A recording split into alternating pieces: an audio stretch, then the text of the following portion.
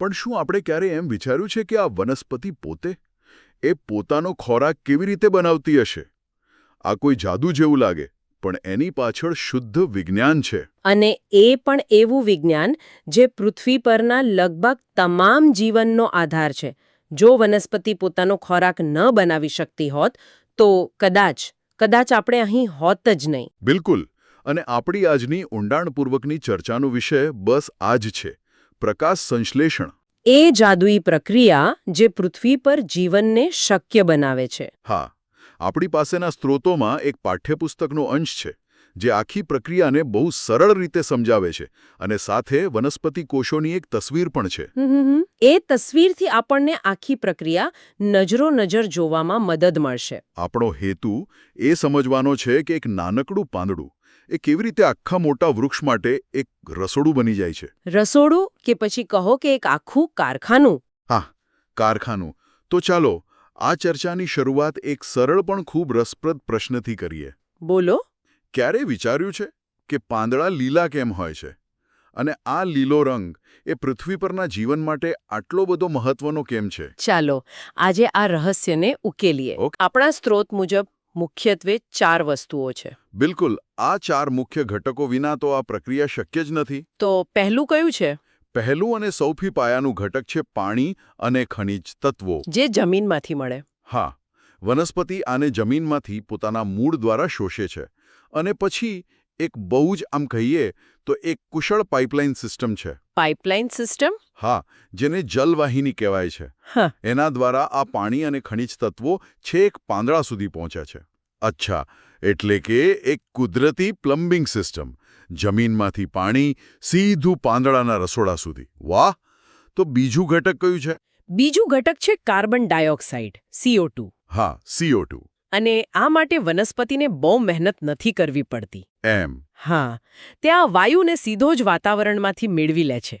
પાંદડાની સપાટી પર આવેલા નાના છિદ્રો દ્વારા તે હવામાંથી કાર્બન ડાયોક્સાઇડ શોષી લે છે. ઓકે, એટલે પાણી જમીનમાંથી, કાર્બન ડાયોક્સાઇડ હવામાંથી. હવે ત્રીજું ઘટક જે તો ઊર્જાનું સ્ત્રોત છે, સૂર્યપ્રકાશ. બરાબર. સ્ત્રોતમાં કહ્યું છે એમ આ તો વનસ્પતિ માટે ગેસ સ્ટવ જેવું કામ કરે છે, જેના વગર રસોઈ શરૂ જ ન થઈ શકે. ખરું. પણ આ બધામાં સૌથી મહત્વનું અને આમ કહીએ તો જાદુઈ ઘટક તો ચોથું છે, બરાબર ને? હા, ચોથું ઘટક હરિત દ્રવ્ય એટલે કે ક્લોરોફિલ. એ જ આખી પ્રક્રિયાનો હીરો છે. હરિત દ્રવ્ય? હા, આપણા સ્ત્રોતમાં તેને લીલા રંગનું રંજક દ્રવ્ય તરીકે વર્ણવવામાં આવ્યું છે. આ એ જ તત્વ છે જેના કારણે આપણને પાંદડાનો રંગ લીલો દેખાય છે. અચ્છા. અને આ માત્ર રંગ માટે નથી. એનું કામ આખી પ્રક્રિયા માટે સૌથી નિર્ણાયક છે. આપણી પાસે જે તસવીર છે એમાં કોષોની અંદર લીલા રંગના નાના ગોળાકાર કણો દેખાય છે. એવું લાગે છે જાણે કાચના બોક્સમાં લીલી ગોળીઓ ભરી હોય. તો શું આ જ હરિતદ્રવ્ય છે? બિલકુલ. આ તસવીર વનસ્પતિ કોષોની જ છે અને તેમાં દેખાતા એ લીલા કણો જ હરિતકણ છે. હરિતકણ? હા, અને એની અંદર હરિતદ્રવ્ય આવેલું હોય છે. તેનું મુખ્ય અને એકમાત્ર કાર્ય સૂર્ય ઊર્જાનું શોષણ કરવાનું છે. એટલે એક પ્રકારની સોલાર પેનલ જેવું થયું ને?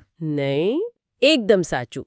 તમે તેને વનસ્પતિની અતિ સૂક્ષ્મ સોલાર પેનલ કહી શકો છો. જેમ સોલાર પેનલ સૂર્યની ઊર્જાને વીજળીમાં ફેરવે છે, હા, તેમ હરિતદ્રવ્ય સૂર્યની પ્રકાશ ઊર્જાને પકડી રાખે છે, જેથી તેનો ઉપયોગ ખોરાક બનાવવામાં બનાવે છે. આ એક જટિલ રાસાયણિક પ્રક્રિયા છે. અને આ પ્રક્રિયાનું એટલે પરિણામ શું આવે છે? આપણા સ્ત્રોતમાં તેનું એક સમીકરણ પણ આપેલું છે. હા, એ સમીકરણ આખી પ્રક્રિયાનો સારાંશ છે. તે કહે છે કાર્બન ડાયોક્સાઇડ વત્તા પાણી અને પછી એરોની ઉપર સૂર્યપ્રકાશ અને હરિતદ્રવ્ય. હા, એની હાજરીમાં. બરાબર. એની હાજરીમાં બને છે કાર્બોદિત પદાર્થ વત્તા ઓક્સિજન. ચલો આને તોડીને સમજીએ. શરૂઆતમાં કાચી સામગ્રી છે, કાર્બન ડાયોક્સાઇડ અને પાણી. હા, હવામાંથી કાર્બન ડાયોક્સાઇડ અને મૂળ દ્વારા શોષેલું પાણી. અને પ્રક્રિયાને ચલાવવા માટેનું બળતણ એટલે કે એનર્જી એ છે સૂર્યપ્રકાશ. અને મશીનરી છે હરિતદ્રવ્ય. એકદમ સાચું. અને જ્યારે આ બધું ભેગું થાય ત્યારે 2 મુખ્ય નીપજો બને છે. 2 વસ્તુઓ. હા, પહેલી અને સૌથી મહત્વની નીપજ છે કાર્બોદિત પદાર્થ. આ જ વનસ્પતિનો અસલી ખોરાક છે. આપણે જેને સ્ટાર્ચ કે શર્કરા એટલે કે ખાંડ તરીકે ઓળખીએ છીએ. અચ્છા, સ્ટાર્ચ અને શુગર બરાબર. એ કાર્બોદિત પદાર્થના જ સ્વરૂપો છે. આ ખોરાક વનસ્પતિને ઊર્જા આપે છે અને તેના વિકાસમાં મદદ કરે છે. અને આ પ્રક્રિયાને પ્રકાશ સંશ્લેષણ જેવું અટપટું નામ કેમ આપ્યું છે?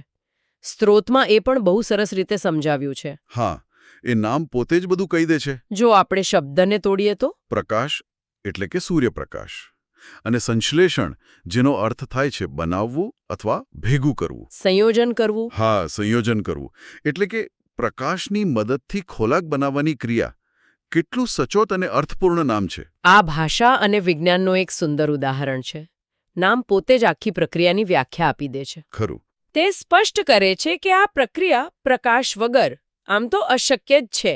અંધારી રાત્રે કે સૂર્યપ્રકાશની ગેરહાજરીમાં વનસ્પતિ પોતાનો ખોરાક બનાવી શકતી નથી. જંગલમાં ઉભેલા મોટા મોટા વૃક્ષો, એ બધાનો વિકાસ પણ આ જ પ્રક્રિયાને આભારી છે. બિલકુલ.